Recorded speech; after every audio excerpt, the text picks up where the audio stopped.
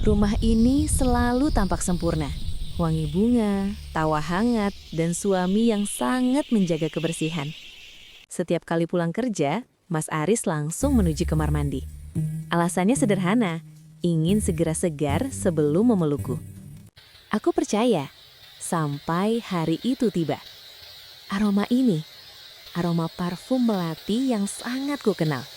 Wangi yang kubuat khusus hanya untuk satu orang, adik kandungku sendiri, Maya. Seketika, setiap kucuran air di kamar mandi terdengar seperti usaha untuk membasuh dosa. Setiap sikat di pakaiannya terasa seperti upaya melenyapkan bukti yang tertinggal. M&A, inisial itu bukan untukku. Tiket pesawat itu bukan untuk liburan kita. Sekarang, aku berdiri di persimpangan paling perih. Haruskah aku diam demi nama baik keluarga? Atau membongkar kebusukan ini dan membiarkan semuanya hancur berantakan? Namaku Laras, dan ini adalah ceritaku tentang aroma pengkhianatan yang bersembunyi di balik pintu kamar. Halo semuanya, penasaran bagaimana Laras membongkar rencana licik suami dan adiknya sendiri? Jangan sampai ketinggalan drama penuh ketegangan ini. Klik tombol like jika Anda mendukung perjuangan Laras, berikan komentar kalian tentang apa yang harus Laras lakukan, dan pastikan klik subscribe agar tidak ketinggalan episode-episode selanjutnya. Namaku Laras. Jika kau bertanya bagaimana rasanya menjadi wanita paling beruntung di dunia, mungkin aku akan menunjuk pada pantulan diriku sendiri di cermin setiap pagi. Di usiaku yang menginjak 32 tahun, hidup seolah memberikan semua daftar keinginanku dengan centang hijau yang sempurna. Aku memiliki sebuah toko bunga bernama Larasati Garden yang selalu ramai. Dan yang terpenting, aku memiliki Aris. Sore itu, matahari terbenam dengan warna jingga yang tenang, membiaskan cahaya melalui jendela ruang tamu kami yang luas. Aku sedang menata beberapa tangkai bunga lili di vas meja makan ketika ku dengar suara mobil Aris memasuki halaman. Aku tersenyum kecil, tepat waktu, seperti biasanya. "Aku pulang, sayang." Suara bariton Aris menyapa, disusul dengan derap langkah kaki yang mantap. Aku menghampirinya, hendak mengambil tas kerjanya dan mencium tangannya. Namun, seperti yang sudah menjadi kebiasaannya selama setahun terakhir, Aris memberikan jarak yang sopan namun tegas. "Jangan dekat-dekat dulu, Laras. Aku seharian di luar, banyak debu dan polusi. Aku langsung mandi ya," ujarnya sambil mengelus bahuku sekilas, lalu bergegas menuju kamar mandi di lantai atas. Aku hanya bisa terpaku menatap punggungnya. Awalnya aku sangat mengagumi kedisiplinannya akan kebersihan. Di tengah kondisi dunia yang penuh virus dan polusi, siapa yang tidak senang memiliki suami yang sangat menjaga kesehatan keluarga?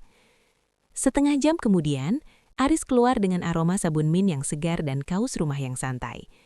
Ia tampak jauh lebih rileks. Kami duduk di meja makan, menikmati hidangan sederhana yang kumasak sendiri. "Bagaimana di kantor tadi?" tanyaku sambil menyendokkan nasi ke piringnya. "Biasa sayang, audit akhir bulan selalu membuat kepala mau pecah. Tapi melihatmu dan rumah yang rapi begini, rasa lelahku langsung hilang," jawabnya manis. Sangat manis hingga aku merasa berdosa jika pernah mengeluh karena ia terlalu sibuk. Tiba-tiba ponselku bergetar. Sebuah pesan singkat masuk dari Maya, adik sematawayangku yang baru saja kembali ke kota ini untuk menetap setelah 2 tahun bekerja di luar pulau.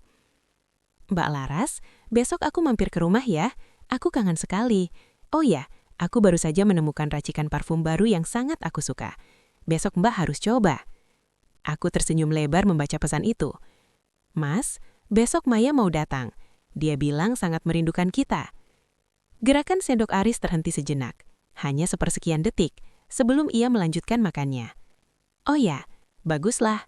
Dia sudah lama tidak main ke sini. Kita harus menyambutnya dengan baik." Malam itu sebelum tidur, aku membereskan kemeja kerja Aris yang ia letakkan di keranjang cucian kotor. Saat aku mengangkat kemeja putih itu, sebuah aroma tipis hinggap di indera penciumanku. Itu bukan bau keringat, bukan pula bau debu jalanan. Ada jejak wangi melati yang sangat lembut, bercampur dengan sentuhan kayu manis. Wangi yang sangat elegan, sangat spesifik, dan terasa sangat familiar di ingatanku. Aku mengerutkan kening. Bukankah Aris bilang dia baru saja pulang dari lokasi proyek yang berdebu? Mengapa kemejanya justru menyisakan aroma parfum yang begitu cantik? Laras, kenapa belum tidur? Suara Aris dari ambang pintu kamar membuatku sedikit terlonjak. Ah, ini, aku hanya sedang memisahkan baju putih agar tidak terkena luntur. Jawabku berusaha tenang. Sudahlah, besok saja, ayo istirahat. Ajaknya lembut. Aku meletakkan kembali kemeja itu ke tumpukan paling bawah. Di bawah temeram lampu kamar, aku mencoba mengusir pikiran buruk yang tiba-tiba melintas. Mungkin dia hanya berpapasan dengan rekan kerja di lift, pikirku menenangkan diri. Namun aku tidak tahu bahwa aroma melati itu adalah awal dari badai yang akan menghancurkan istana kaca yang kubangun dengan penuh cinta selama 5 tahun ini.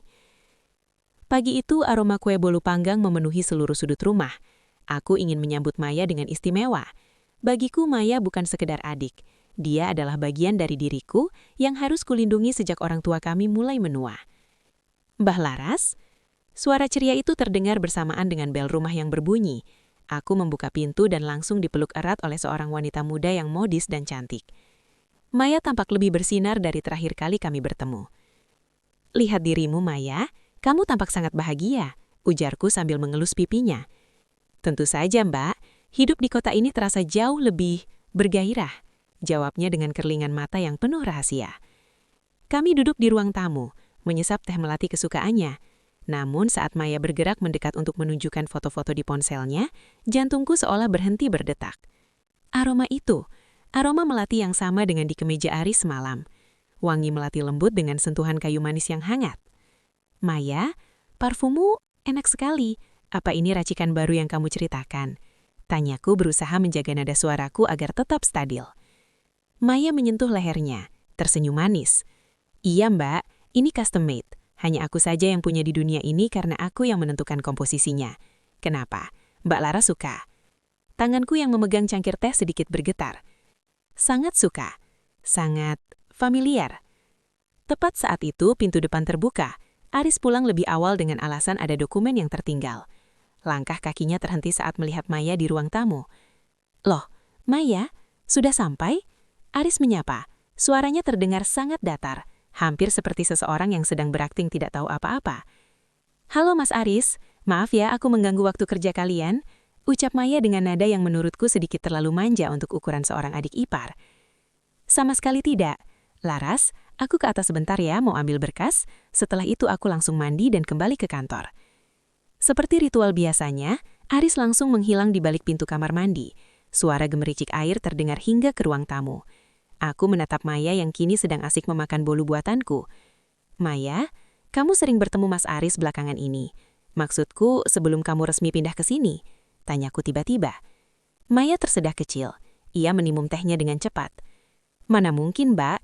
Aku kan sibuk mengurus kepindahan dari luar pulau. Kenapa Mbak tanya begitu? Tidak apa-apa, hanya saja Mas Aris sering pulang telat dengan alasan bertemu klien baru. Aku pikir mungkin klien itu temanmu. Maya tertawa tapi tawanya terdengar hambar. Wah, Mas Aris kan hebat dalam bekerja. Pasti kliennya orang-orang penting, bukan sepertiku. Sesaat kemudian Aris turun dengan pakaian baru yang rapi. Ia tampak segar, namun matanya sempat mencuri pandang ke arah tas cincin Maya yang tergeletak di meja. Aku berangkat dulu sayang. Maya sering-seringlah main ke sini agar mbakmu tidak kesepian, ucap Aris sambil mengecup keningku. Sebelum dia benar-benar keluar, Aris sempat menoleh ke arah Maya dan memberikan sebuah anggukan kecil yang sangat cepat, hampir tak terlihat jika aku tidak sedang memperhatikannya dengan tajam.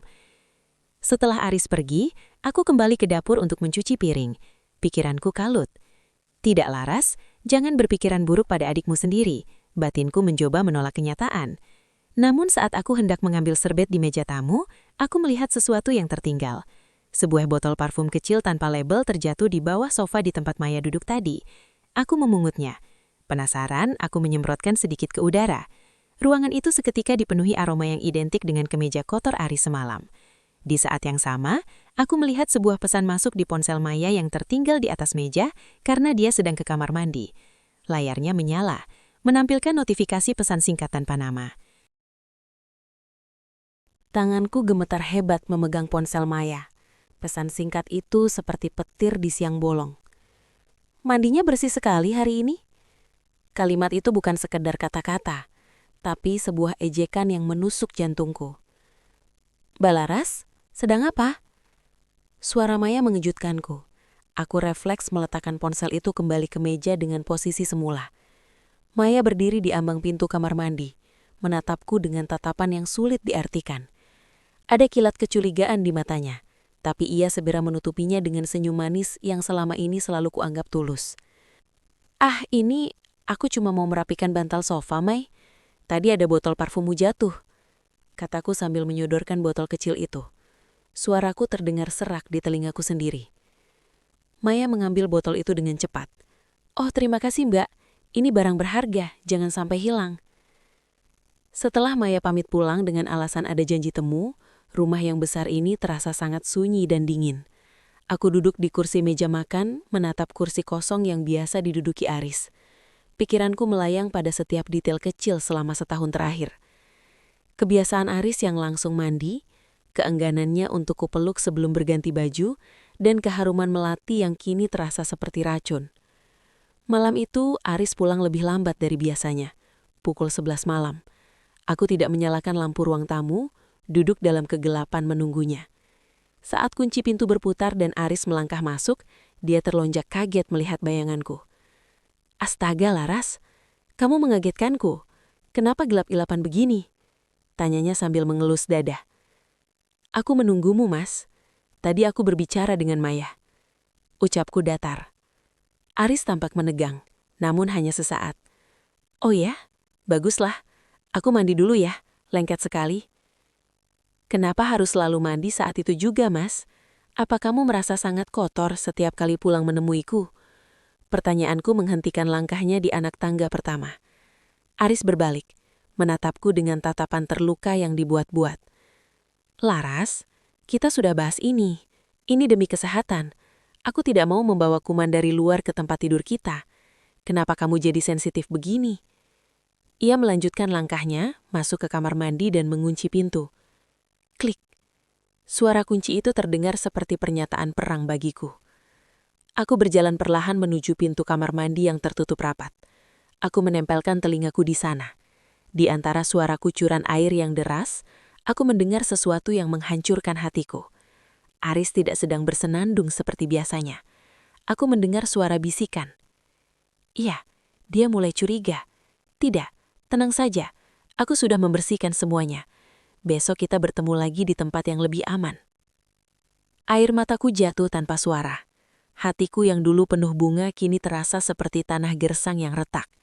Suamiku, pria yang kupuja, sedang berbagi rahasia dengan seseorang di balik air yang mengalir, mencoba mencuci jejak dosa yang tidak akan pernah bisa bersih hanya dengan sabun.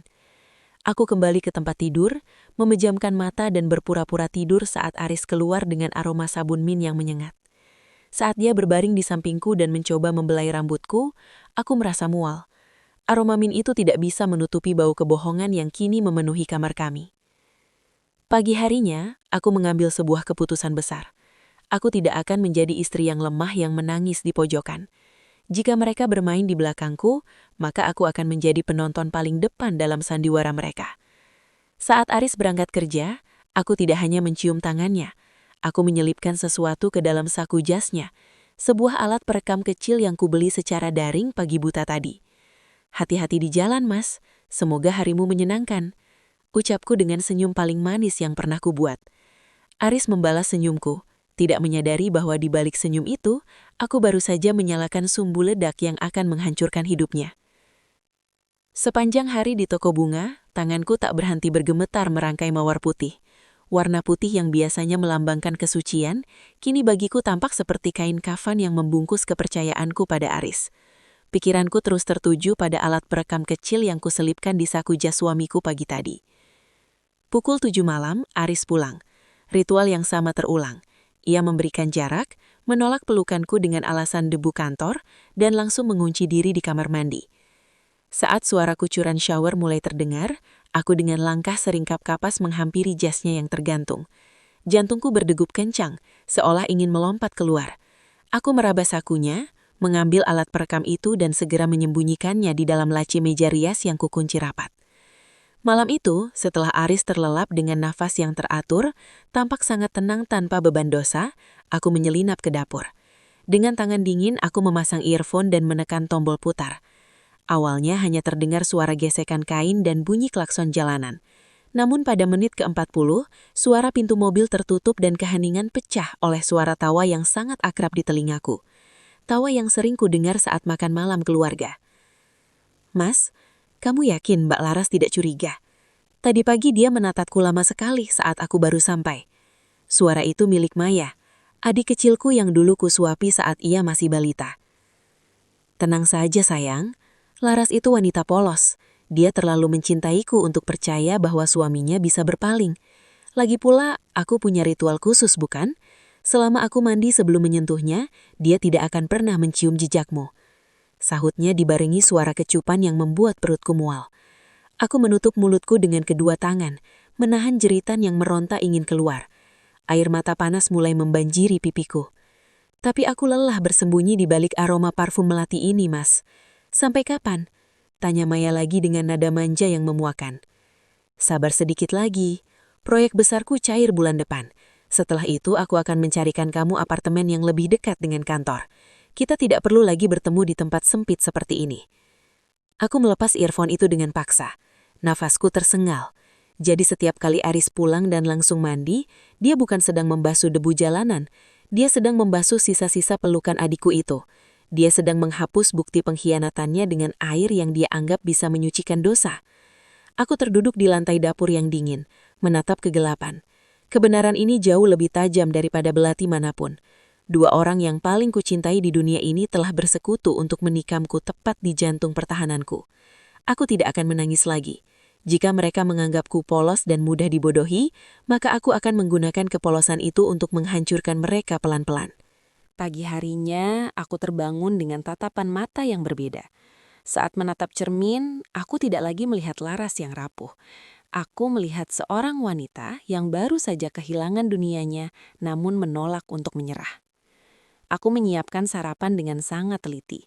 Nasi goreng kesukaan Aris, lengkap dengan hiasan selada dan tomat yang cantik. Ketika Aris turun dengan wajah segar dan aroma sabun mint yang menyengat, aroma yang kini membuatku ingin muntah, aku menyambutnya dengan senyum paling lebar yang pernah kubuat. "Pagi Mas, tidurmu nyenyak?"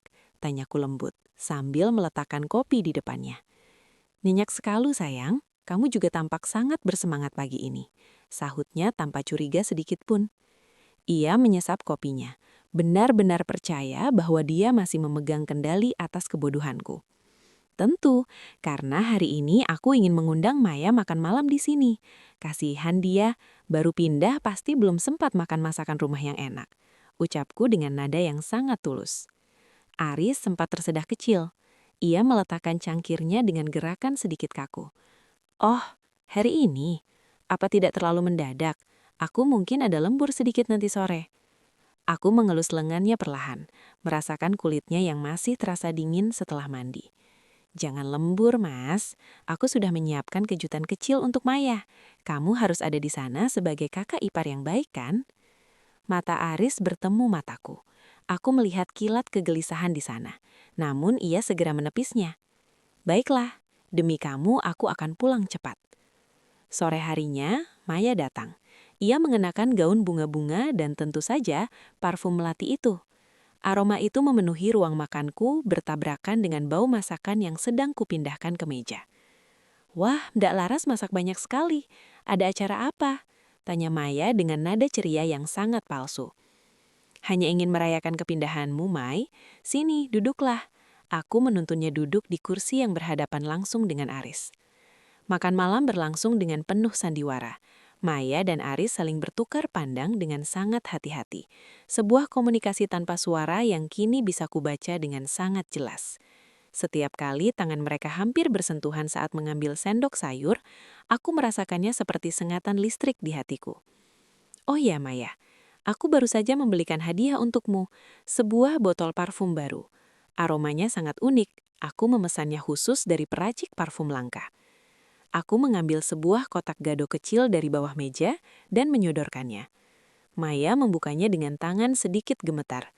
Di dalamnya ada botol kaca bening dengan label bertuliskan tangan The Scent of Truth atau aroma kebenaran. "Coba semprotkan, Mai. Aku ingin tahu apakah aromanya cocok di kulitmu." Desaku dengan tatapan tajam yang tersembunyi di balik senyuman. Maya menyemprotkannya ke pergelangan tangan. Seketika, aroma yang tajam dan pahit menyeruak. Bukan bau parfum busuk, tapi aroma herbal yang sangat kuat dan menyesakan, seolah-olah bau itu bisa menelanjangi siapapun yang memakainya. "Mbak, ini aromanya aneh sekali," ucap Maya sambil batuk kecil. "Benarkah? Bagiku, itu aroma yang pas untuk menutupi sesuatu yang disembunyikan," kataku tenang. Aku menoleh ke arah Aris yang kini wajahnya mulai memucat. "Bagaimana menurutmu, Mas? Bukankah aroma ini lebih jujur daripada bau sabun yang selalu kamu pakai setiap pulang kerja?" Suasana di meja makan mendadak membeku. Aris meletakkan sendoknya dengan suara denting yang nyaring. "Laras, apa maksud perkataanmu?" tanya Aris dengan suara yang mulai meninggi. Aku tidak menjawab. Aku hanya menatap botol parfum itu, lalu menatap mereka berdua bergantian. Aku tahu, detik ini, perang dingin di antara kami telah resmi dimulai. Suasana di meja makan terasa begitu mencekam. Pertanyaanku tentang bau sabun menggantung di udara seperti vonis mati. Aris mencoba tertawa, namun tawanya terdengar sumbang dan dipaksakan. "Kamu ini bicara apa, Laras? Akhir-akhir ini kamu terlalu banyak menonton drama," ucap Aris sambil mencoba meraih tanganku. Namun, segera aku tarik tanganku dengan halus, seolah-olah sedang merapikan serbet. Maya sendiri, di sisi lain, tampak sangat gelisah. Wajahnya yang semula cantik, kini terlihat kuyuh di bawah lampu ruang makan yang terang. "Mbak, sepertinya aku sedang kurang enak badan. Mungkin karena aroma parfum aneh ini. Aku pamit pulang dulu ya." "Tunggu, Maya. Kenapa terburu-buru?" Sahutku tetap tenang. "Mas Aris, antar adikku sampai ke depan. Aku harus membereskan piring-piring ini." Aku sengaja memberikan mereka ruang. Aku ingin melihat apakah mereka akan menggunakan kesempatan ini untuk berkomunikasi. Benar saja, dari balik tirai tipis di dapur, aku melihat mereka berdiri di teras. Aris mencengkram lengan Maya. Mereka berbisik sangat cepat dengan gestur yang penuh kepanikan. Tiba-tiba, sebuah kejadian tak terduga terjadi. Sebuah mobil mewah hitam terhenti tepat di depan gerbang rumah kami. Seorang pria paruh badan turun dengan wajah gusar. Dia adalah Pak Broto, pemilik perusahaan konstruksi besar yang merupakan klien utama Aris dan sekaligus sosok yang selama ini disebut Aris sebagai alasan lembur malamnya. "Aris, akhirnya saya menemukanmu," seru Pak Broto dengan nada tinggi. Aris mematung. Maya segera melepaskan diri dan berdiri menjauh. Aku melangkah keluar ke teras, berpura-pura terkejut. "Pak Broto, ada apa malam-malam begini sampai datang ke rumah?" "Laras, syukurlah kamu ada di sini." "Pak Broto, tapi kenapa Aris tidak bisa dihubungi selama 3 hari ini? Kamu bilang kamu lembur di lokasi proyek saya setiap malam, tapi mandor saya bilang kamu bahkan tidak pernah menginjakan kaki di sana minggu ini." Duniaku seolah berputar. Jantungku berdegup sangat kencang. Kebohongan Aris terkelupas bukan hanya di hadapanku, tapi di hadapan orang yang memberinya nafkah. "Pak, mungkin ada salah paham," suara Aris menciut. "Salah paham apa? Saya mencari kamu karena ada dana operasional proyek yang tidak bisa dipertanggungjawabkan. Kamu hilang setiap jam 7 malam dengan alasan ingin segera pulang mandi karena badanmu gatal-gatal kena debu semen, padahal kamu tidak ada di proyek," bentak Pak Broto. Aku menoleh ke arah Aris, lalu ke arah Maya yang kini wajahnya pucat seperti mayat. Rahasia Aris bukan sekedar perselingkuhan, dia juga menggunakan nama pekerjaannya untuk menutupi jejak dosanya, bahkan mungkin terlibat dalam masalah keuangan yang jauh lebih gelap. "Jadi, Mas, selama ini kamu tidak di kantor, tidak di lokasi proyek?" tanyaku dengan suara yang sengaja kubuat gemetar, menunjukkan kerapuhan yang paling dalam. "Laras, aku bisa jelaskan." "Cukup, Mas." Aku memotong bicaranya. Aku menatap Maya yang mulai mundur perlahan menuju mobilnya. "Dan kamu, Maya, apakah parfum melatimu itu juga bagian dari proyek suamiku?" Maya tidak menjawab. Ia langsung masuk ke mobilnya dan pergi dengan terburu-buru, meninggalkan Aris yang kini terjepit di antara amukan bosnya dan tatapan dingin istrinya. Malam itu, masker kebersihan Aris hancur total. Dia bukan pria yang menjaga kesehatan keluarganya. Dia adalah pria yang sedang tenggelam dalam lumpur kebohongannya sendiri. Dan aku baru saja mendapatkan senjata baru untuk menghancurkannya tanpa perlu mengotori tanganku. Malam itu, setelah Pak Broto pergi dengan ancaman audit besar-besaran, rumah kami terasa seperti medan perang yang sunyi. Aris duduk di tepi tempat tidur, kepalanya tertelungkup di antara kedua tangannya. Aroma sabun mint yang biasanya ia banggakan, kini terasa seperti bau kekalahan. "Laras, dengarkan aku sekali saja." Suaranya parau, mencoba meraih ujung dasterku. Aku mundur selangkah. "Jangan sentuh aku, Mas. Kamu belum mandi, bukan? Bukankah itu aturanmu? Kamu kotor, Mas. Sangat kotor hingga air satu samudra pun tidak akan bisa membersihkanmu." Aku tidak membiarkannya bicara lagi. Aku keluar dari kamar dan mengunci diri di ruang kerja. Di sana, aku membuka laptop. Amarahku tidak lagi meledak-ledak, melainkan membeku menjadi tekad. Tujuanku sekarang jelas. Aku harus mengamankan harta dan hak asuh jika hal terburuk terjadi, serta memastikan Maya tidak mendapatkan 1 sen pun dari kehancuran ini. Keesokan paginya, aku tidak melabrak Maya. Sebaliknya, aku mengirimkan pesan singkat padanya. "Maya, maafkan Mbak soal semalam. Mbak terlalu stres karena urusan Pak Broto. Datanglah ke toko hari ini. Mbak ingin memberikan sesuatu sebagai tanda damai." Aku tahu Maya adalah wanita yang tamak. Dia akan datang jika merasa ada keuntungan. Benar saja, siang harinya Maya muncul di toko bungaku dengan wajah penuh kemenangan yang disamarkan. "Aku tahu Mbak Laras pasti paham. Mas Aris melakukan itu karena dia merasa tertekan di rumah, Mbak." Aku menahan mual mendengar ucapannya. Aku tersenyum manis. "Mungkin kamu benar, Mai. Aku ingin menyerahkan pengelolaan salah satu cabang toko bunga ini atas namamu. Aku ingin kita tetap menjadi keluarga meskipun Mas Aris sedang bermasalah dengan kantornya." Aku menyodorkan beberapa lembar dokumen. "Ini surat kuasa pengelolaan. Kamu hanya perlu tanda tangan di sini." Maya, tanpa membaca dengan teliti karena matanya sudah berbinar melihat angka-angka keuntungan, langsung membubuhkan tanda tangannya. Ia tidak tahu bahwa dokumen itu bukanlah surat kuasa pengelolaan, melainkan surat pengakuan utang piutang pribadi dan penyerahan aset pribadinya sebagai jaminan atas kerugian perusahaan yang disebabkan oleh Aris. Saat dia pergi dengan langkah angkuh, aku menatap tanda tangannya dengan dingin. "Kamu pikir kamu bisa mencuri suamiku dan tetap hidup mewah?" Bisikku pada udara kosong. "Mulai hari ini, setiap rupiah yang kalian gunakan untuk bersenang-senang adalah jerat leher yang aku pasang sendiri." Namun, rintangan pertama muncul sore itu. Pengacara perusahaan Aris menelponku. Dia mengatakan bahwa karena statusku sebagai istri sah dan pemilik aset yang dijaminkan Aris, aku terancam ikut terseret ke jalur hukum jika dana proyek Pak Broto tidak segera dikembalikan. Aris bukan hanya mengkhianati ranjangku, dia telah menjadikan aku tameng untuk semua dosa finansialnya. Kini, aku harus berpacu dengan waktu sebelum pihak berwajib mengetuk pintu rumahku. Aku baru saja menutup laptop ketika ponselku berdering. Nama ibu muncul di layar.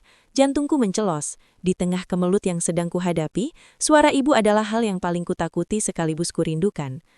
"Halo, Laras? Kenapa suaramu serak, Nak? Kamu sakit?" Suara lembut ibu di seberang sana langsung meruntuhkan pertahananku sejenak. Aku menarik napas dalam, mencoba menekan isak tangis yang hampir pecah. "Tidak, Bu. Hanya kurang tidur karena banyak pesanan bunga di toko." Bohongku. "Laras, tadi Maya menelpon ibu. Dia menangis sesegukan. Katanya kamu membencinya. Katanya kamu menuduhnya yang bukan-bukan. Ada apa sebenarnya? Kalian ini bersaudara, Nak. Hanya kalian berdua yang ibu punya." Dadaku serasa dihantam palu godam. Maya benar-benar licik. Dia tahu titik lemahku adalah kedamaian hati ibu. Dia menggunakan air mata palsunya untuk membuatku terlihat seperti kakak yang jahat di mata orang tua kami. "Ibu, Maya hanya salah paham. Kami sedang ada sedikit masalah bisnis," jawabku pelan. "Ingat pesan ibu, Laras. Jaga suamimu, jaga adikmu. Jangan biarkan orang luar melihat retakan di keluarga kita. Papa sedang tidak enak badan sejak kemarin.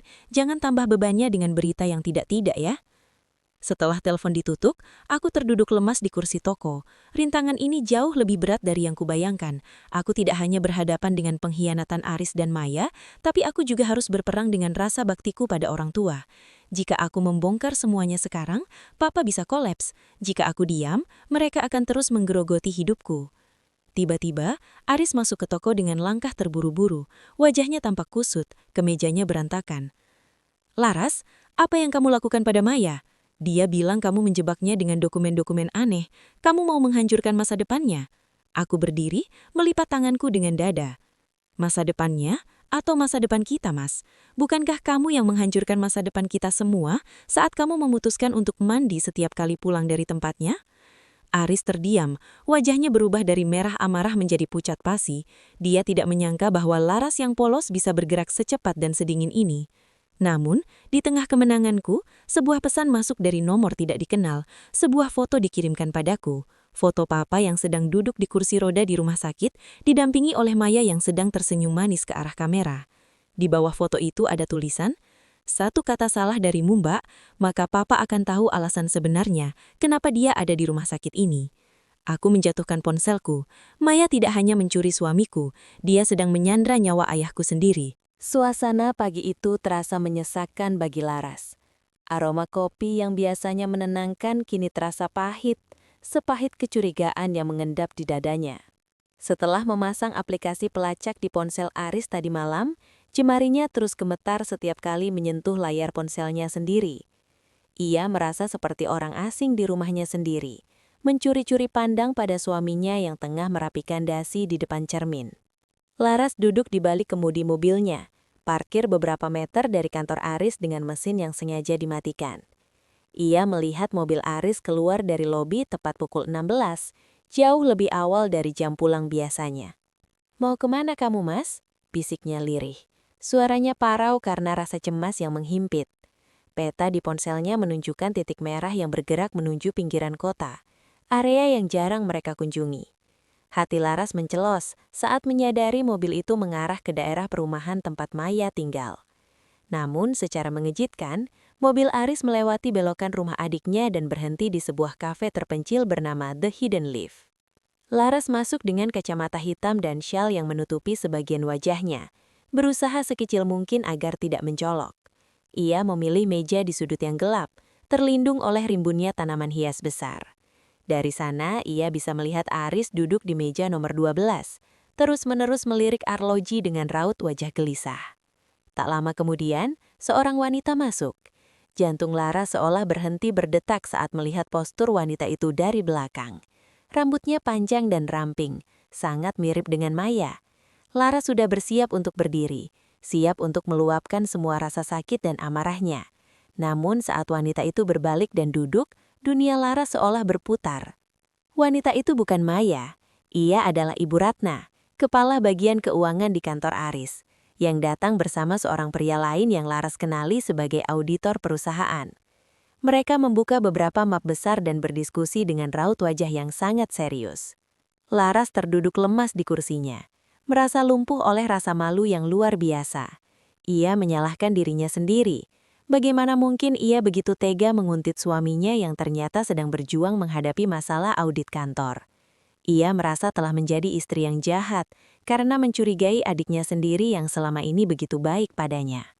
Namun saat Laras hendak beranjak pergi sebelum ketahuan, ia melihat Aris mengeluarkan sebuah kotak kecil dari tas kerjanya. Aris memperlihatkan isi kotak itu kepada Ibu Ratna, dan Ibu Ratna tampak mengangguk sambil tersenyum, seolah memberikan pendapat tentang keindahan benda di dalamnya. Laras tertegun. Jika itu adalah pertemuan bisnis, mengapa ada kotak perhiasan di sana? Perasaan bersalah dan rasa curiga kembali berperang hebat di dalam kepalanya. Dengan langkah 1000, ia segera keluar dari kafe sebelum Aris menyadari keberadaannya, merasa dirinya sedang berada di ambang kegilaan. Malamnya, Aris pulang dengan wajah yang tampak sangat lelah.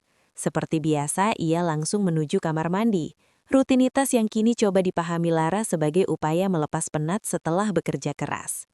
Saat suara kucuran air terdengar dari balik pintu kamar mandi, Laras beranikan diri membuka tas kerja Aris. Ia mencari kotak perhiasan tadi, berharap menemukannya terselip di sana sebagai bukti bahwa Aris sedang menyiapkan kejutan manis untuk pernikahan mereka.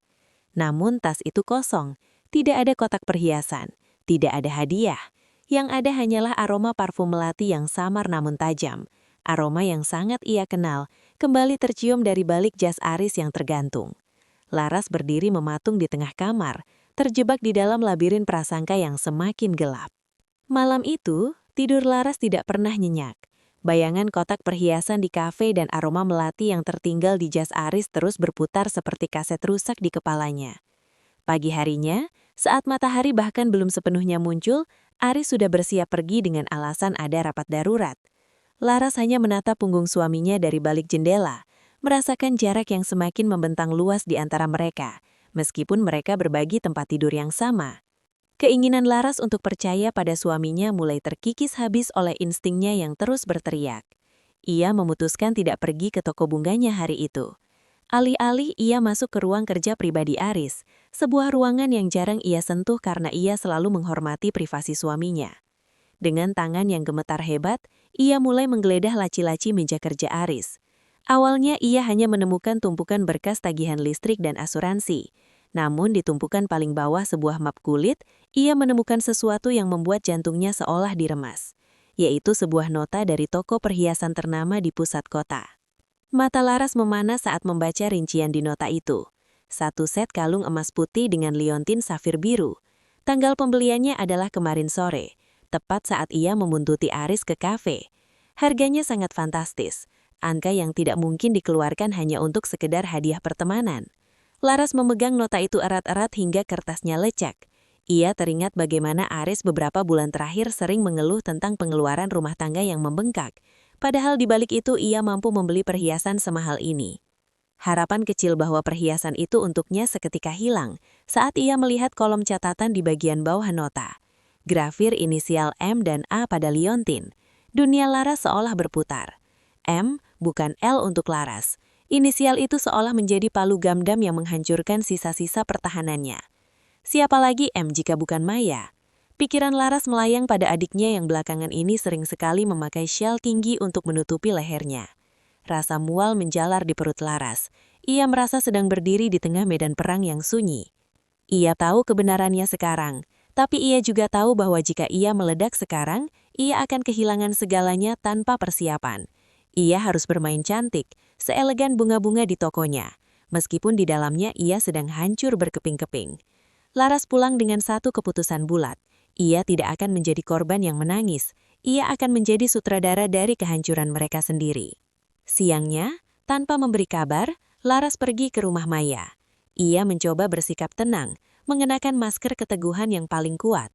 Saat Maya membukakan pintu dengan senyum manis khasnya, Laras merasakan dorongan kuat untuk berteriak, namun ia menahannya.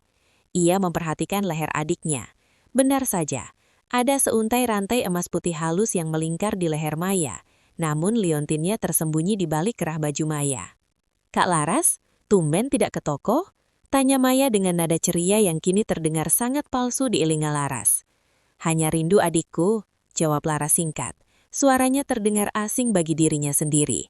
Sambil ngobrol di ruang tamu, aroma parfum melati itu kembali menyeruak. Aroma yang sama dengan yang tertinggal di kulit Aris setiap kali pria itu pulang kerja. Laras seolah sedang berdiri di tengah medan perang yang sunyi. Ia tahu kebenarannya sekarang, tapi ia juga tahu bahwa jika ia meledak sekarang, ia akan kehilangan segalanya tanpa persiapan. Ia harus bermain cantik, seelegan bunga-bunga di tokonya, meskipun di dalamnya ia sedang hancur berkeping-keping. Laras pulang dengan satu keputusan bulat. Ia tidak akan menjadi korban yang menangis. Ia akan menjadi sutradara dari kehancuran mereka sendiri. Laras menutup pintu rumahnya dengan pelan. Namun getaran di dadanya seolah mampu meruntuhkan dinding-dinding di sekitarnya. Nota perhiasan itu masih tersimpan di saku gamisnya. Terasa panas seolah membakar kulitnya. Ia tidak lagi menangis. Air matanya telah mengering berganti dengan kedinginan yang luar biasa. Ia menyadari bahwa selama ini, ia tidak hanya berbagi suami, tetapi juga berbagi kasih sayang persaudaraan dengan seorang pengkhianat. Beberapa hari kemudian, Laras mengundang Maya dan orang tua mereka untuk makan malam di rumah. Ia juga memastikan Aris pulang tepat waktu. Di dapur, Laras menyiapkan hidangan favorit Aris dan Maya, stik daging sapi dengan saus jamur. Tangannya bergerak sangat tenang saat mengiris daging. Begitu presisi, seolah ia sedang membedah kebohongan yang selama ini menyelimuti hidupnya. Aroma masakan memenuhi ruangan, namun bagi Laras, bau pengkhianatan melati tetap menjadi yang paling dominan. Saat semua sudah duduk di meja makan, suasana tampak begitu sempurna.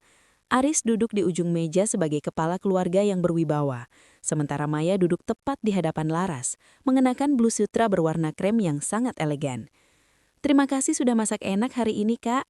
Kak Laras memang istri dan kakak terbaik," ucap Maya sambil tersenyum manis. Laras menatap adiknya, lalu matanya beralih ke leher Maya. Di sana, liontin safir biru itu berkilau tertimpa cahaya lampu kristal ruang makan. Bagus sekali kalungmu, Maya. Sepertinya itu barang baru, ujar Laras dengan nada yang sangat datar namun tajam. Suasana meja makan tiba-tiba membeku. Aris tersedak air minumnya, sementara tangan Maya refleks bergerak menutupi liontin tersebut. Aris mencoba menetralisir keadaan dengan tertawa kaku. Ah, itu mungkin hadiah dari teman kantor Maya kan? Kamu jangan terlalu memperhatikan detail kecil, sayang. Laras tidak melepaskan pandangannya dari Maya. Oh ya? Aku tidak tahu teman kantor sekarang bisa memberikan grafir inisial M dan A di sebuah perhiasan mahal. Bukankah itu terlalu personal? Kalimat itu dijatuhkan Laras seperti bom waktu. Wajah Maya memucat seketika, dan Aris kehilangan kata-kata. Ayah dan ibu mereka mulai merasa ada yang tidak beres, menatap bingung ke arah ketiga orang itu. Namun Aris segera menguasai diri.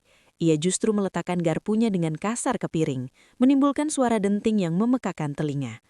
Laras, cukup. Kenapa kamu jadi sekasar ini pada adikmu sendiri? Kamu sudah terlalu sering melamun dan berpikiran buruk belakangan ini. Apa karena kelelahan di toko bunga sampai kamu mulai berhalusinasi menuduh istrimu dan suamimu sendiri? Aris justru membalikan keadaan dengan nada penuh otoritas, membuat Laras seolah-olah adalah pihak yang sedang mengalami gangguan mental. Maya mulai terisak kecil, akting yang sangat sempurna untuk menarik simpati orang tua mereka. Kak, kalau kakak tidak suka aku di sini, aku akan pergi. Aku tidak menyangka kakak setega ini padaku. Ibu mereka mulai mengelus punggung Maya, menatap Laras dengan pandangan kecewa. Di momen itu Laras menyadari bahwa ia sendirian. Bukti fisik saja tidak cukup jika ia tidak memiliki strategi yang lebih licin. Ia melihat Aris dan Maya saling bertukar pandang sekilas, sebuah tatapan rahasia yang penuh kemenangan di balik sandiwara mereka. Laras tersenyum tipis dalam hati. Biarkan mereka merasa menang malam ini, karena ia baru saja memulai permainan yang sesungguhnya. Malam setelah makan malam yang hancur itu, rumah besar milik Laras terasa seperti penjara yang dingin. Aris tidak lagi tidur di sampingnya. Ia memilih tidur di sofa ruang kerja dengan alasan butuh ketenangan dari tuduhan tak berdasar Laras. Sementara itu ponsel Laras dipenuhi pesan dari ibunya yang memintanya untuk segera meminta maaf kepada Maya karena telah merusak suasana kekeluargaan. Laras hanya bisa terduduk di lantai kamarnya, menatap bayangan dirinya di cermin. Wanita yang dulu penuh tawa, kini tampak begitu rapuh dan terasing di rumah yang ia bangun dengan keringatnya sendiri. Pagi harinya Laras sengaja berangkat lebih awal untuk memarkir mobilnya di sudut jalan, memantau rumahnya sendiri dari kejauhan. Tak lama kemudian, ia melihat mobil Maya berhenti di depan rumahnya. Aris keluar tanpa tas kerja, hanya mengenakan pakaian santai. Mereka berdua masuk ke dalam rumah selama hampir 2 jam saat mereka pikir Laras sudah berada di toko bunga. Hati Laras mendidih, namun ia menahan diri untuk tidak menggerebek mereka. Ia butuh sesuatu yang lebih kuat daripada sekedar penglihatan mata. Dengan kunci cadangan yang ia simpan, Laras masuk melalui pintu dapur dengan sangat hati-hati setelah mereka terlihat pergi bersama ke suatu tempat. Ia menuju ke ruang kerja Arisnya, tempat di mana suaminya itu menghabiskan malam-malam lemburnya. Laras mulai memeriksa laci-laci yang sebelumnya ia lewatkan. Di balik tumpukan buku-buku lama, ia menemukan sebuah amplop coklat tebal yang tersegel rapat. Dengan nafas memburu, ia menyilet segel itu dan menarik isinya keluar. Tangan Laras bergemetar sehebat gempa bumi saat membaca dokumen di dalamnya. Bukan hanya sekedar surat cinta, tapi dokumen-dokumen resmi. Tiket pesawat satu arah menuju Sydney untuk 2 orang atas nama Aris dan Maya, tertanggal 2 minggu dari sekarang. Lebih mengejutkan lagi, ada dokumen pengalihan aset toko bunga Laras yang telah dipalsukan tanda tangannya. Aris berencana menguras seluruh harta Laras dan membawanya pergi bersama Maya untuk memulai hidup baru di luar negeri. Jadi ini rencana kalian. Kalian tidak hanya ingin menghancurkan hatiku, tapi juga ingin membuatku melarat. Bisik Laras dengan suara yang hampir tidak keluar dari tenggorokannya. Ia merasa dunia benar-benar berputar dengan cara yang sangat kejam. Pengkhianatan ini jauh lebih dalam daripada yang ia bayangkan. Ini adalah sebuah perampokan hidup yang terencana dengan sangat rapi oleh suami dan adik kandungnya sendiri. Tepat saat Laras hendak memasukkan kembali dokumen itu, ia mendengar suara kunci pintu depan diputar. Jantungnya berdegup kencang hingga terasa ke telinga. Ia bisa mendengar suara tawa kecil Maya yang sangat ia kenal, berbaur dengan suara bariton Aris yang mesra.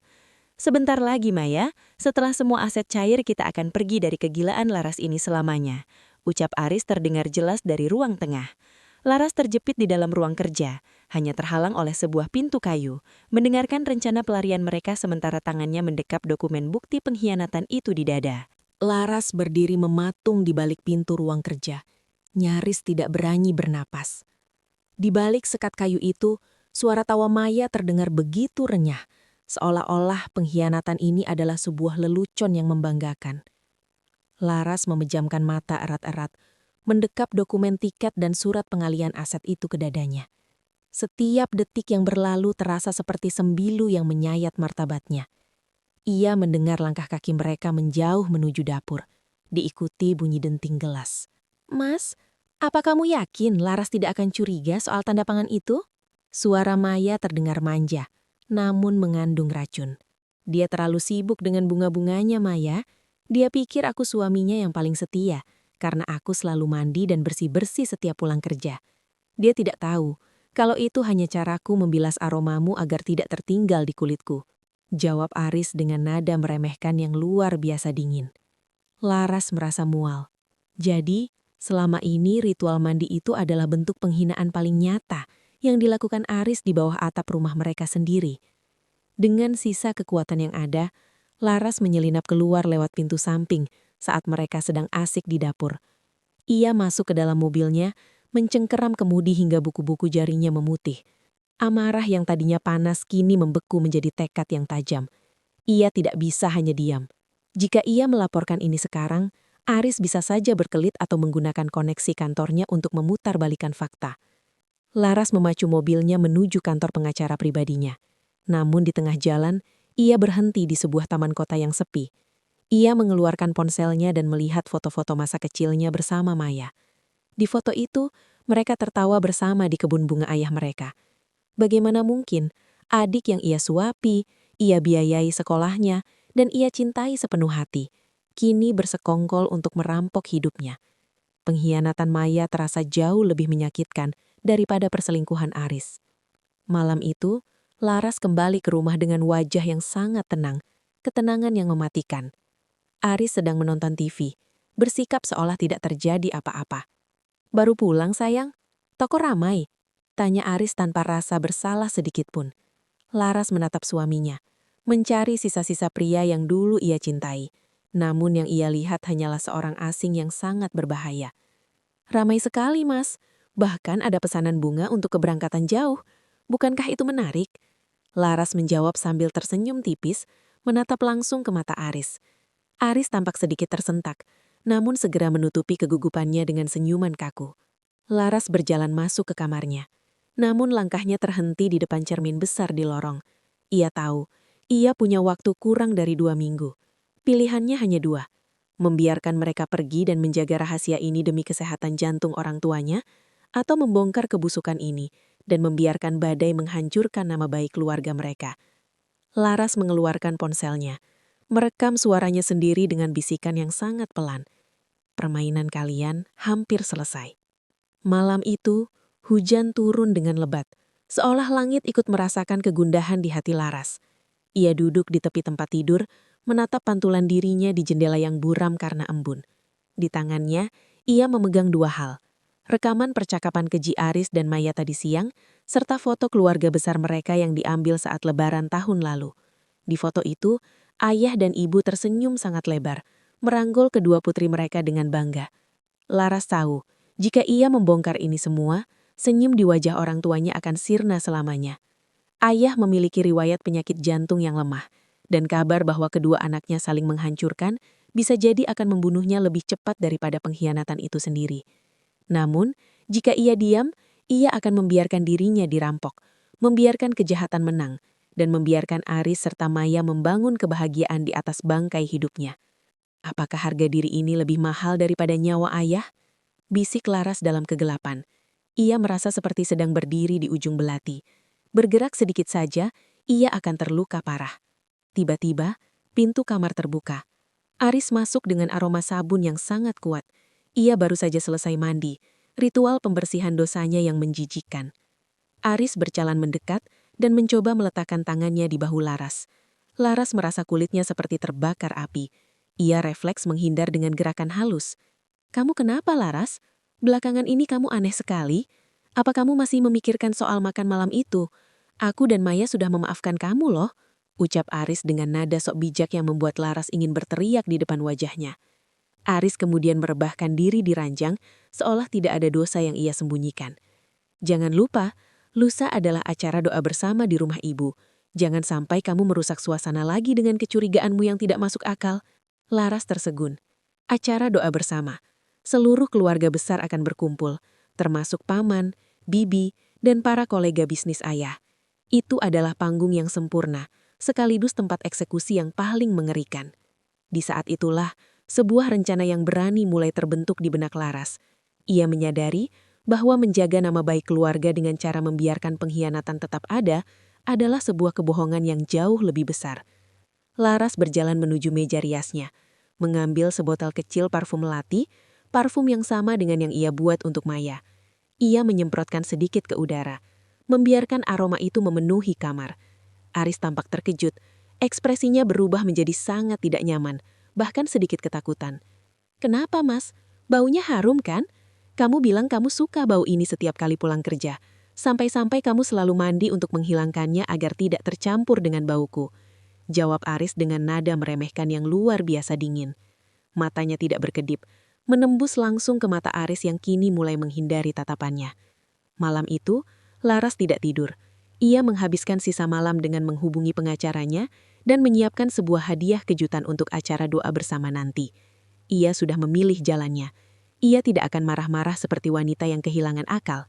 Ia akan menjadi wanita yang bermartabat, yang memberikan keadilan bagi dirinya sendiri, tanpa harus mengotori tangannya dengan air mata yang sia-sia. Rumah orang tua Laras dipenuhi dengan aroma gaharu dan lantunan doa yang syahdu. Seluruh keluarga besar berkumpul, duduk bersila di atas permadani mahal yang menghampar di ruang tengah. Di sudut ruangan, Aris tampak begitu berwibawa mengenakan baju koko putih bersih, sementara Maya duduk bersimpu di samping ibunya dengan kerudung sutra yang menutupi lehernya, tempat liontin safir itu bersembunyi. Mereka berdua terlihat seperti gambaran anak dan menantu ideal, sebuah mahakarya akting yang sangat rapi. Laras berdiri di dekat meja prasmanan, memegang sebuah flash disk di tangannya yang dingin. Ia menatap ayahnya yang sedang tertawa kecil bersama paman-pamannya. Hatinya perih. Ia tahu, setelah ini tawa itu mungkin akan menghilang. Namun ia juga tahu bahwa membiarkan parasit seperti Aris dan Maya tetap berada di keluarga ini adalah racun yang lebih mematikan. "Semuanya, mohon perhatiannya sebentar." Suara Laras memecah suasana hangat setelah doa penutup dibacakan. Ia berjalan ke tengah ruangan, tepat di depan televisi besar yang biasanya digunakan untuk menampilkan foto-foto kenangan keluarga. Aris menatap Laras dengan dahi berkerut, memberikan isyarat mata agar Laras duduk kembali. "Laras, sekarang bukan waktunya untuk pengumuman toko bungamu," tegur Aris dengan nada meremehkan yang halus. "Ini bukan soal toko bunga, Mas. Ini soal rasa syukur," jawab Laras tenang. Suaranya bergetar namun tetap tegas. "Sebelum kita makan malam, aku ingin memperlihatkan sebuah kado spesial untuk Mas Aris dan Maya. Karena tanpa mereka, aku tidak akan pernah belajar apa artinya ketegaran." Laras memasukkan flash disk ke port televisi. Layar besar itu menyala. Awalnya muncul foto-foto masa kecil Laras dan Maya yang membuat para tamu terharu. Namun dalam hitungan detik, visual berubah. Muncul dokumen pindaian tiket pesawat satu arah ke Sydney atas nama Aris dan Maya, diikuti dengan surat pengalihan aset yang tanda tangannya telah dipalsukan. Suasana ruangan seketika senyap, seolah oksigen ditarik keluar secara paksa. Wajah Aris yang tadinya putih bersih kini berubah menjadi abu-abu. Maya mencoba berdiri namun kakinya terasa lemas. "Apa-apaan ini, Laras? Matikan!" bentak Aris sambil mencoba merangsek maju. Namun Laras tidak bergeming. Ia justru menekan tombol play pada sebuah file audio. Suara bariton Aris menggema di seluruh ruangan. "Setelah semua aset cair, kita akan pergi dari kegilaan Laras ini selamanya." Disusul suara manja Maya. "Mas, apa kamu yakin Laras tidak akan curiga soal tanda tangan itu?" Suara itu memenuhi setiap sudut rumah. Ibu Laras menutup mulutnya dengan tangan, air mata mulai mengalir deras. Sementara ayah Laras memegangi dadanya, matanya menatap tajam ke arah Aris dan Maya dengan kekecewaan yang tak terlukiskan. Laras menatap Maya yang kini menunduk dalam-dalam sambil terisak. Kamu selalu bilang parfum melati itu adalah favoritmu, Maya. Ternyata kamu tidak hanya mencuri aromanya, tapi juga mencuri hidup kakakmu. Dan kamu, Mas Aris, terima kasih sudah rajin mandi setiap pulang kerja. Ternyata itu caramu membasuh dosa. Tapi sayangnya bau pengkhianatan itu tidak akan pernah bisa hilang hanya dengan sabun. Laras mengeluarkan map asli dari tasnya dan meletakkannya di meja. Asetku sudah kukunci secara hukum sejak kemarin sore. Surat cerai dan laporan pemalsuan dokumen sudah disiapkan oleh pengacaraku. Sekarang silahkan kalian pergi. Bukan ke Sydney, tapi keluar dari rumah ini dan dari hidupku. Di hadapan seluruh keluarga besar yang menatap dengan hina, martabat Aris dan Maya hancur keping-keping. Laras berdiri tegak. Meski hatinya remuk, ia tahu ia telah memenangkan kembali dirinya sendiri. Keheningan yang mencekam di ruang tengah itu pecah oleh suara napas ayah yang memburu. Aris yang tadinya mematung, tiba-tiba tertawa liar. Sebuah tawa penuh keputusasaan yang terdengar sumbang. Ia sadar, maskernya sudah hancur total. Dan kini predator di dalam dirinya keluar sepenuhnya. Hebat Laras, kamu memang sangat cerdik, teriak Aris sambil menunjuk wajah Laras dengan jari gemetar. Tapi kamu pikir kamu siapa? Kamu hanya seorang tukang bunga yang beruntung punya suami manajer keuangan seperti aku. Tanpa aku, aset-aset itu hanya angka mati. Kamu pikir hukum akan memihakmu hanya karena rekaman suara ilegal ini? Aris mencoba meraih lengan Maya yang masih bersimpuh lemas. Memaksanya berdiri. Ayo bangun Maya, jangan menangis di depan wanita sombong ini. Kita tidak butuh mereka. Namun Maya justru menepis tangan Aris. Ia menatap Laras dengan mata merah dan sembab. Namun bukannya tatapan penyesalan yang muncul justru adalah sorot kebencian yang mendalam. Aku tidak pernah berniat mencuri darimu, Kak. Tapi Mas Aris benar, kamu terlalu perfumpung, terlalu mengatur dan terlalu sibuk dengan duniamu sendiri, sampai kamu lupa bagaimana caranya menjadi istri yang menyenangkan. Aku hanya membelikan apa yang tidak bisa kamu berikan. Kata-kata Maya seperti beladi yang kembali menghujam jantung Laras. Namun kali ini Laras tidak bergeming. Ia menarik napas panjang, menatap adiknya dengan tatapan kasihan. Kesepianmu bukan izin untuk menjadi pencuri Maya. Dan kesibukanku bukan alasan bagi suamiku untuk menjadi pengkhianat. Tiba-tiba ayah Laras berdiri dengan susah payah. Ia berjalan mendekati Aris. Tanpa sepatah kata pun, tangan tua yang biasanya penuh kasih itu mendarat dengan keras di pipi Aris. Plak! Suara tamparan itu menggema, membuat semua orang tersencak. Keluar! Ucap ayah dengan suara rendah yang menggetarkan ruangan. Ambil barang-barangmu. Dan jangan pernah tunjukkan wajahmu di depan putriku atau di rumah ini lagi. Dan kamu, Maya, aku tidak pernah mengira bahwa anak yang aku besarkan dengan kejujuran akan menjadi duri dalam daging bagi kakaknya. Aris yang kini kehilangan sisa-sisa wibawanya, mencoba menyerang balik secara verbal. Oh, kalian ingin aku pergi? Baik, tapi jangan kaget jika besok toko bungamu itu disita karena utang-utang perusahaan yang atas namamu Laras. Aku sudah mengatur semuanya. Laras semburi mahtais, sebuah senyum kemenangan yang tenang. Ia mengeluarkan ponselnya dan menunjukkan sebuah pesan singkat dari pihak bank. Kamu lupa, Mas, aku yang memegang kendali atas semua tanda tangan utama. Laporan pemalsuan dokumen yang aku kirim ke kantormu 2 jam lalu sudah diproses. Sekarang mungkin polisi sedang menunggumu di luar karena kasus penggelapan dana kantor yang kamu lakukan untuk membeli perhiasan dan tiket itu. Wajah Aris seketika pucat pasi. Suara sirine polisi sayup-sayup mendengar dari kejauhan, mendekat ke arah rumah mereka. Aris mencoba lari melalui pintu belakang, namun 2 petugas kepolisian sudah berdiri di sana. Maya hanya bisa menjerit histeris, melihat pria yang ia puja diborgol di depan matanya sendiri. Laras berdiri di samping ibunya, merangkul bahu wanita tua yang hancur itu. Ia melihat Aris diseret pergi, sementara Maya terduduk lemas di teras, dijauhi oleh seluruh keluarga besar. Badai itu memang menghancurkan rumahnya, tapi setidaknya sekarang Laras tahu, ia berdiri di atas puing-puing kebenaran, bukan di dalam istana kebohongan. Suasana riuh di teras rumah orang tua Laras berangsur senyap setelah mobil polisi yang membawa Aris menghilang di kegelapan malam. Maya masih terisak di lantai, namun tak satu pun tangan keluarga besar yang terulur untuk membantunya berdiri. Laras mendekati adiknya, berdiri tepat di hadapannya. Bayangan Laras menyelimuti tubuh Maya yang gemetar.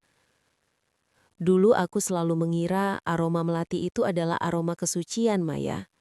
Ucap Laras dengan suara yang sangat tenang namun dingin.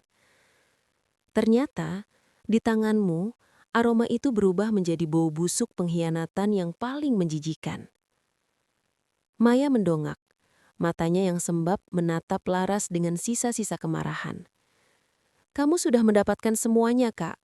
Kamu menghancurkan reputasiku, kamu memenjarakan Mas Aris, dan kamu mempermalukan aku di depan semua orang. Apa kamu puas?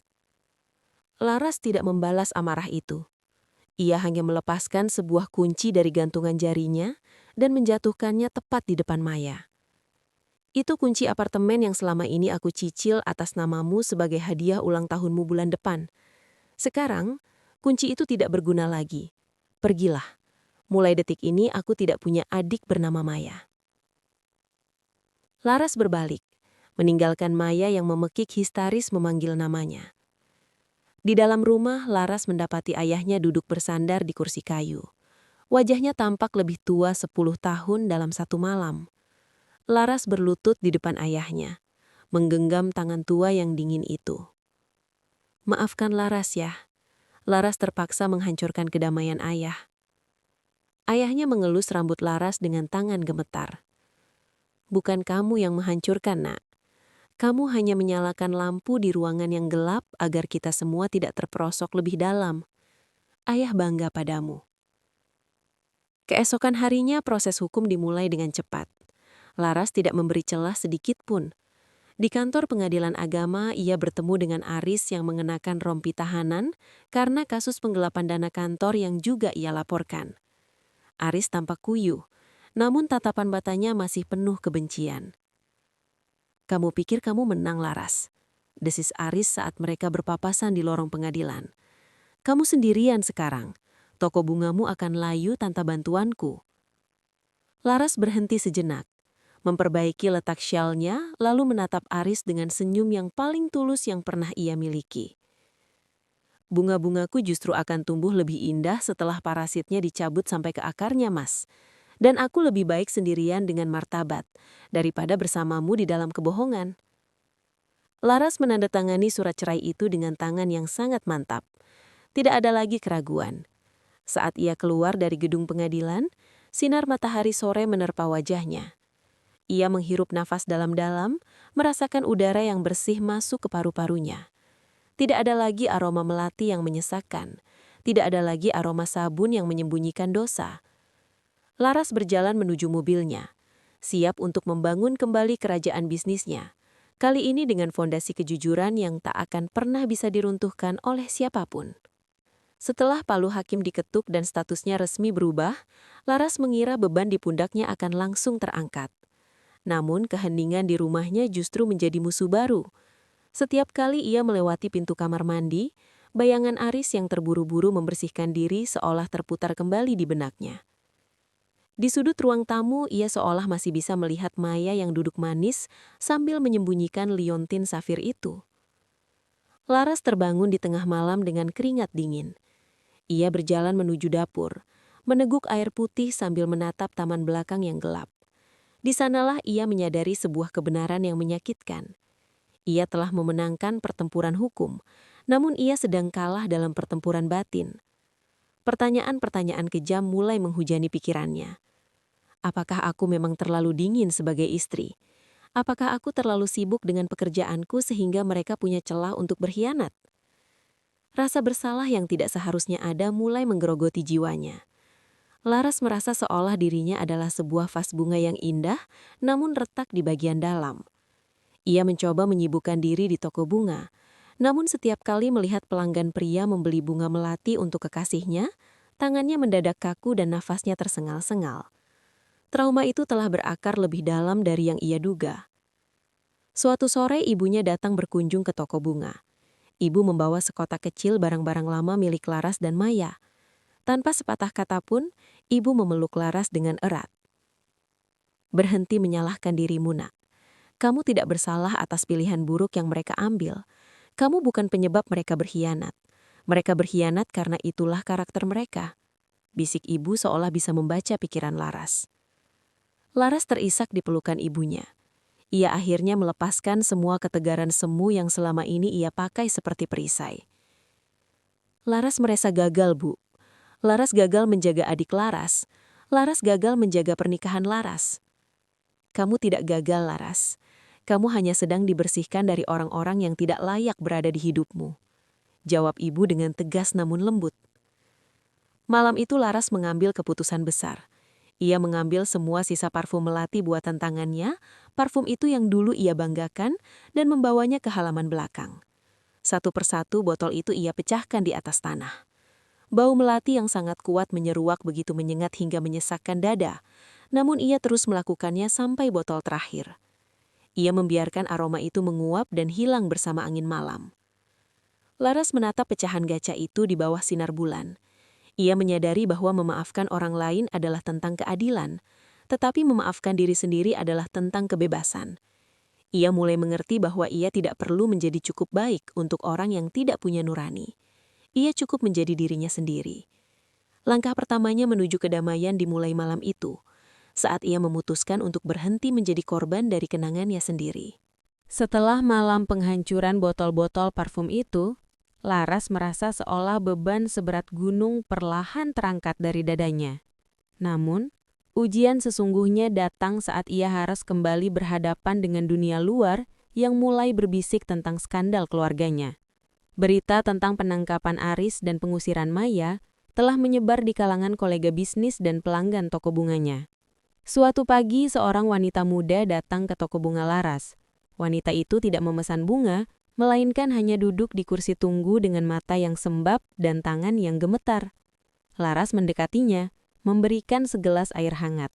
Dengan suara lirih, wanita itu bercerita bahwa ia mengalami hal yang sama, dihianati oleh orang-orang terdekatnya dan merasa tidak punya kekuatan untuk bangkit. Di titik itulah Laras menyadari bahwa penderitaannya memiliki tujuan yang lebih besar. Ia tidak lagi melihat dirinya sebagai korban, melainkan sebagai penyintas. Laras memutuskan untuk mengubah sebagian area toko bunganya menjadi ruang berbagi bagi wanita yang terluka. Ia memberi nama gerakan itu Bloom from Pain, mekar dari rasa sakit. Namun ketenangan Laras kembali terusik saat ia menerima sepucuk surat dari penjara. Surat itu dari Aris. Dengan tangan dingin, Laras membacanya.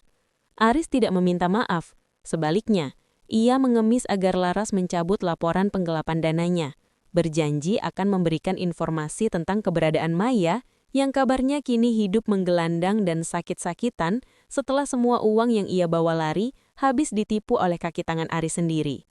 Laras terdiam di depan surat itu. Amarah sempat kembali memercik, namun ia segera memadamkannya. Ia teringat ayahnya yang kini mulai kembali bisa tersenyum meski fisiknya melemah. Jika ia kembali berurusan dengan Aris atau Maya, ia hanya akan menarik keluarganya kembali ke dalam lumpur hitam yang sama. Beritahu dia, ucap Laras kepada pengacaranya melalui telepon, bahwa aku sudah memaafkan masa lalu, tapi aku tidak akan pernah mengubah masa depan hukumannya. Dan soal Maya, biarlah alam yang menjadi gurunya. Aku bukan lagi penjaganya. Sore harinya Laras mengadakan acara minum teh di kebun belakang rumah orang tuanya. Ia mengundang seluruh keluarga besar yang dulu sempat meragukannya. Di hadapan mereka, Laras berdiri bukan sebagai wanita yang dikasihani, melainkan sebagai tiang penyangga keluarga yang baru. Ia merangkul ibunya dan menggenggam tangan ayahnya di bawah pohon mangga yang rindang. Ternyata, kebahagiaan itu tidak datang dari harumnya parfum yang kita pakai untuk menyenangkan orang lain, ujar Laras pelan sambil menatap matahari terbenam. Tapi datang dari keberanian untuk membuang aroma palsu itu dan menghirup bau tanah, air, dan kejujuran.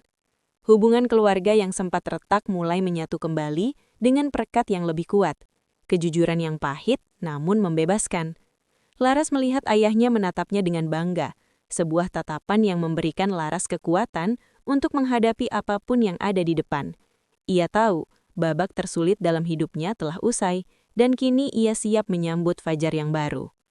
1 tahun telah berlalu sejak badai yang memporak-porandakan hidup Laras menderu. Pagi ini, udara di kebun bunga barunya di lereng perbukitan terasa begitu murni.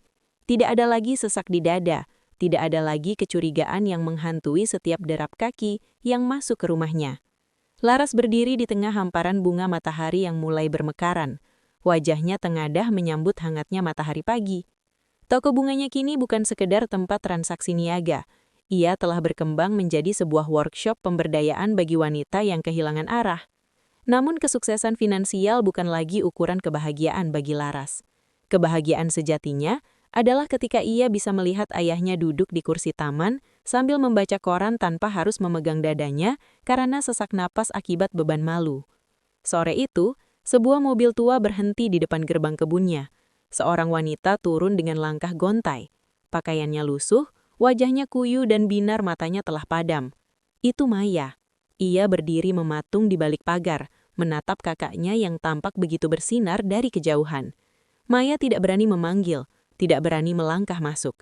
Ia hanya meletakkan sebuah bungkusan kecil di depan gerbang, lalu pergi menghilang di balik tikungan jalan sebelum Laras menyadarinya. Laras berjalan menuju gerbang dan menemukan bungkusan itu. Isinya adalah seuntai kalung emas putih dengan liontin safir biru, perhiasan yang dulu menjadi simbol pengkhianatan paling menyakitkan. Di dalamnya terselip secarik kertas kusam bertuliskan, "Aku sudah kehilangan segalanya, Kak, termasuk harga diriku. Tolong kembalikan ini pada pemilik aslinya. Aku tidak layak memakainya." Laras memegang kalung itu, meraba liontin yang dulu sangat ia benci. Namun anehnya tidak ada lagi amarah yang membara, yang ada hanyalah rasa iba yang mendalam. Laras tidak memakai kalung itu, tidak juga menyimpannya. Ia berjalan menuju sebuah danau kecil di ujung kebunnya dan melemparkan perhiasan itu ke tengah air. Ia membiarkan simbol pengkhianatan itu tenggelam ke dasar yang paling dalam, terkubur oleh lumpur dan waktu. "Selamat tinggal masa lalu," bisik Laras lirih. Malam harinya keluarga besar berkumpul di rumah Laras untuk merayakan hari ulang tahunnya. Suasana penuh dengan tawa tulus, tanpa ada rahasia yang disembunyikan di balik pintu kamar. Ibunya mendekat dan membisikkan sesuatu yang membuat mata Laras berkaca-kaca. "Kamu tahu, Laras, kebunmu sekarang harum sekali, bukan karena parfum, tapi karena doa-doa wanita yang kamu bantu." Laras manyil. Ia melangkah ke balkon, memandang hamparan bunga yang bergoyang ditiup angin malam. Ia menyadari bahwa pengkhianatan Aris dan Maya bukan untuk menghancurkannya, melainkan untuk menempahnya menjadi wanita yang tak terpatahkan. Aris kini masih menjalani sisa hukumannya di balik jeruji besi, sendirian dan dilupakan. Maya mengembara mencari penebusan dosanya sendiri, dan Laras telah menemukan dirinya kembali. Ia menghirup dalam-dalam aroma tanah basah dan bunga-bunga asli yang berkemar di bawah sinar rembulan. Aroma itu jauh lebih jujur, jauh lebih harum, dan jauh lebih abadi daripada parfum melati yang dulu menipu indranya. Di atas puing-puing hati yang pernah hancur, Laras telah membangun sebuah istana kedamaian yang tak akan pernah bisa diruntuhkan oleh pengkhianatan manapun. Cerita ini berakhir bukan dengan dendam yang terbalaskan, melainkan dengan sebuah jiwa yang berhasil dimenangkan. Laras akhirnya mengerti bahwa untuk mencintai orang lain dengan benar, ia harus lebih dulu berani mencintai dan menghargai dirinya sendiri.